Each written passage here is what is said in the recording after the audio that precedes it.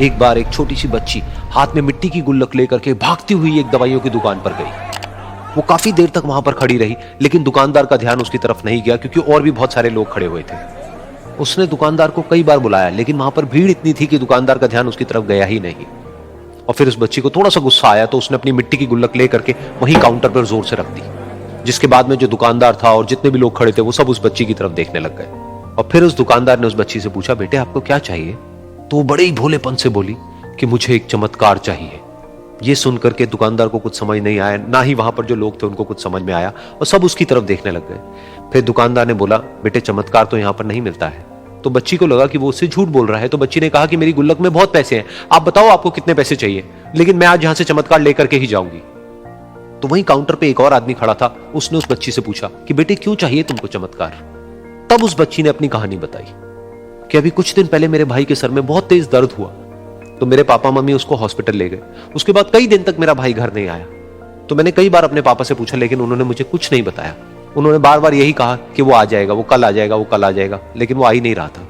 तो मैंने देखा कि मम्मी रो रही है, और पापा मम्मी को कह रहे थे कि उसकी दवाइयों के लिए और उसके इलाज के लिए जितने पैसे चाहिए उतने मेरे पास में नहीं है, अब उसको कोई चमत्कार ही बचा सकता है।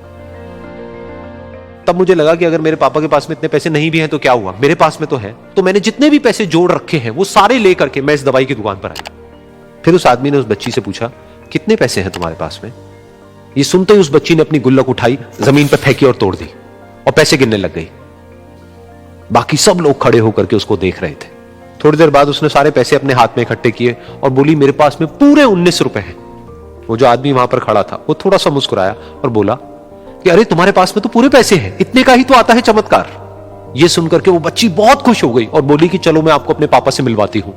बाद में पता लगा कि वो आदमी कोई आम आदमी नहीं था, बल्कि एक बहुत बड़ा न्यूरोसर्जन था, और उसने सिर्फ 19 रुपए में उसके भाई की सर्जरी करी, और कुछ ही दिन बाद वो ठीक होकर के घर वापस आ गया। फिर कुछ दिन बाद वो बच्ची, उसका भाई, उसके पापा, उसकी मम्मी चारों एक साथ बैठे हुए थे और बात कर रहे थे। तो उसकी मम्मी ने उसके पापा से पूछा कि अब तो बता दो ये चमत्कार आपने किया कैसे?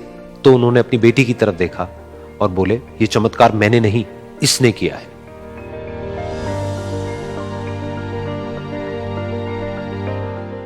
तो यहां पर एक बहुत बड़ी बात है जो हम उस छोटी सी बच्ची से सीख सकते हैं कि जिंदगी में कभी कभी ऐसा होता है कि हमको कोई रास्ता नजर नहीं आ रहा होता है और हम लोग हिम्मत हार जाते हैं। तब हमारे अंदर एक बच्चा होता है जो कोशिश करने से कभी भी पीछे नहीं हटता है।